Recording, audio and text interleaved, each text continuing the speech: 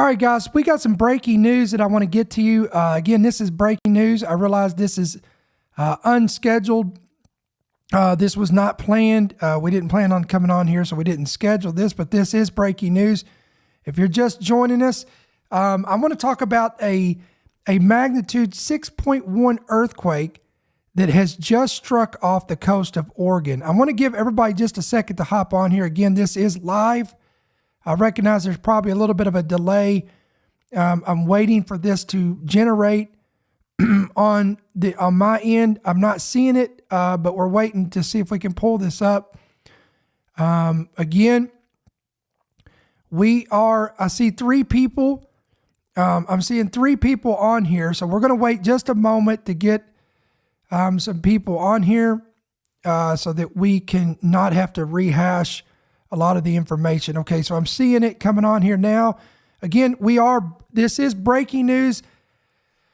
This is End Time Headlines, guys. Welcome. Again, it is Wednesday, October 30th. This, again, I know this is a little bit odd and strange, but I want to give you some breaking news regarding an earthquake. As you guys know, the West Coast has been on a high alert right now for seismic activity, for earthquake activity. There's been multiple seismologists and experts that have come out and brought forth concerns that it could be a matter of time, not if, but when the big one strikes. And there's multiple fault lines on the West Coast and that area. You have the San Andreas, you have the Hayward Fault, you have there's another one that the Cascadian fault line. So you have multiple faults there. And again, if you're just joining us, I want to show you, let me see if I can pull this up. Again, this is breaking news.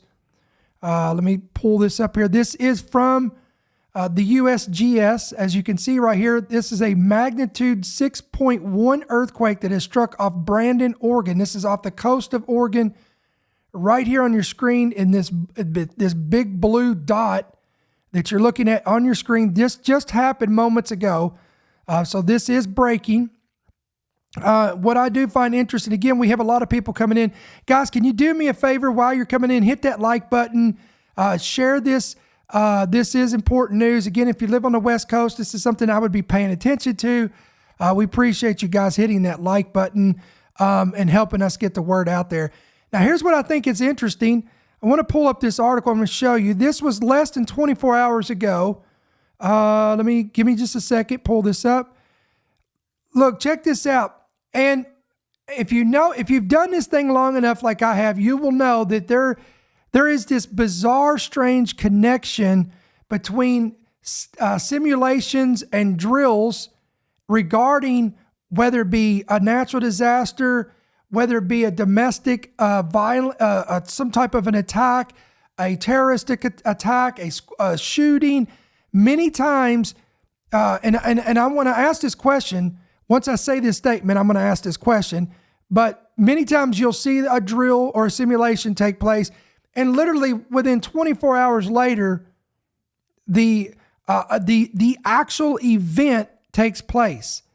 If you've seen this, if you've been in this thing like I am, come on, I need to talk to all the goats of Bible prophecy, all the goats of keeping up with current events that know what I'm talking about. If you've ever seen this, I want you to hit yes in the chat. Let these people know I'm not crazy. There has been so many, I'm telling you, we could go back 10 years ago, 12 years ago, 15 years ago. And I remember when we used to do this a lot back in the day, we would research and report this stuff, and you would see simulations and drills taking place. And literally, guys, within a 24-hour span, the real-time event would happen. Okay, so I see some yeses in here. I appreciate that. So you guys have seen this. So again, I'm not crazy, guys. If you're just joining us, again, this is live. This is not pre-recorded. We are live here. There has just been a magnitude 6.1. It looks like now, I'm going to pull this up. You guys will see this. It looks like let me pull the full screen up here. It looks like the USGS has actually downgraded this earthquake now to a magnitude 6.0. And not a surprise. They do this all the time. But here, since we've got a lot of people in here, and again, I know people will come in here and on and off as we're broadcasting this, but I do want to show you this. The reason why I brought this up, look at this article. City of Portland prepares for earthquake response. Again, this was yesterday, guys, October the 29th. I want to read this. The City of Portland is testing. Now, again, this is past tense as reading this. So the City of Portland this was yesterday, testing its, look at this, emergency response to a major earthquake.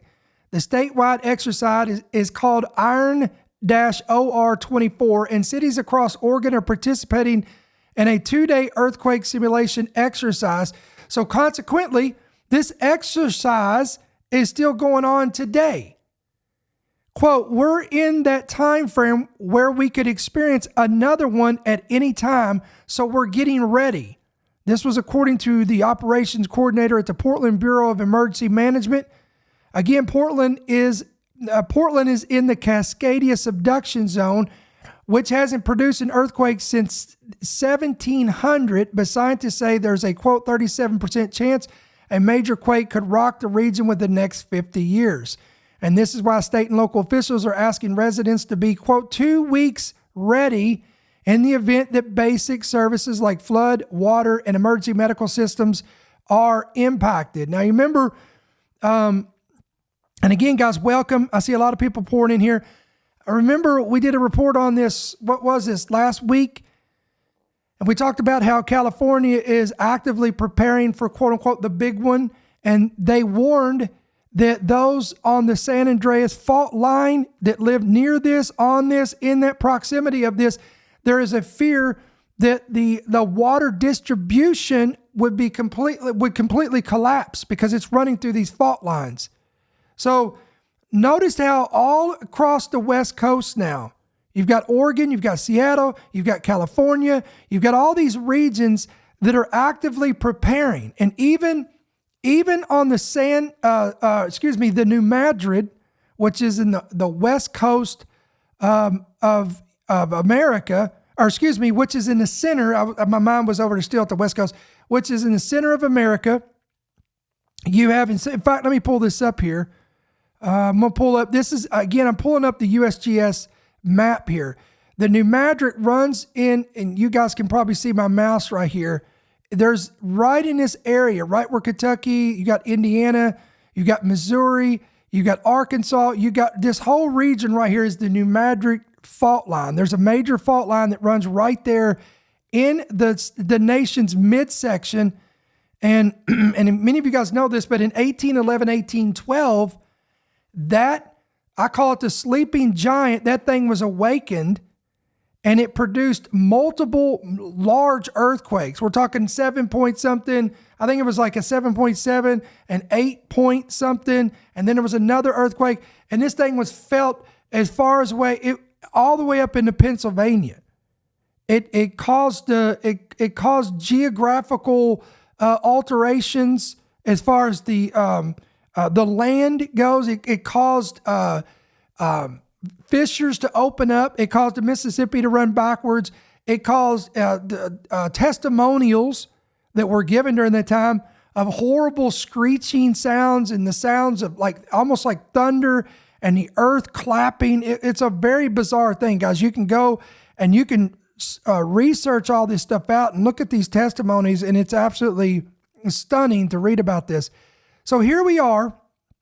Again, we have 24 hours from the initial beginning of these simulations and these drills to prepare. Again, Oregon is preparing.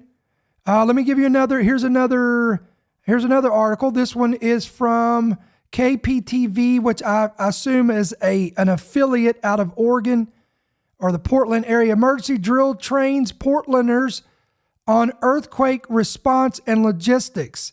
So again, you can see this. And again, this was on October 29th, and it was a two-day drill that has been going on, and it's still ongoing today. I'm going to read a little bit of this as well. Let me scroll down here.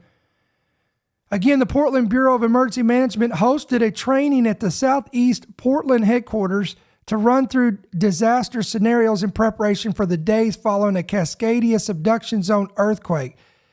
Again, according to geologists, such an earthquake is, quote, overdue in the Pacific Northwest, and as one happens roughly every 300 years. When tension is released along colliding plates of the Earth's crust off the coast, the last earthquake took place 324 years ago, and there is a 1 in 3 chance that it will strike in the next 50 years.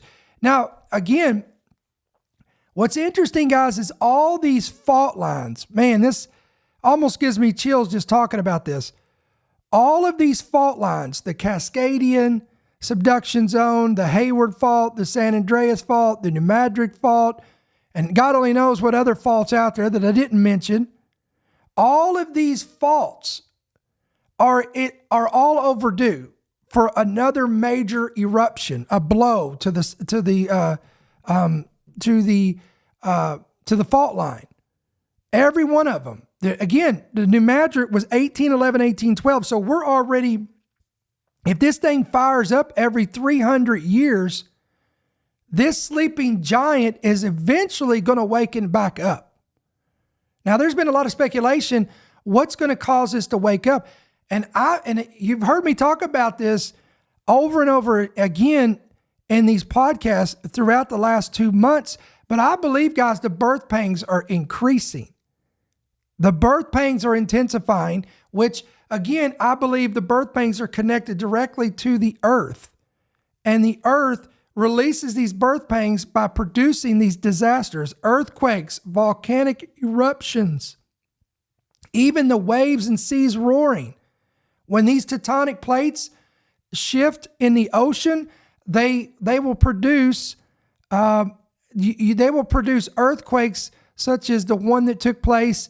2 of them come to mind. One was in 2005, which was called the Boxing Day earthquake and tsunami. And it happened, I don't have it in front of me, but I believe it was on Christmas Day of 2005. And this was the one that struck and killed hundreds of thousands of people in Indonesia and Sumatra and different places like that.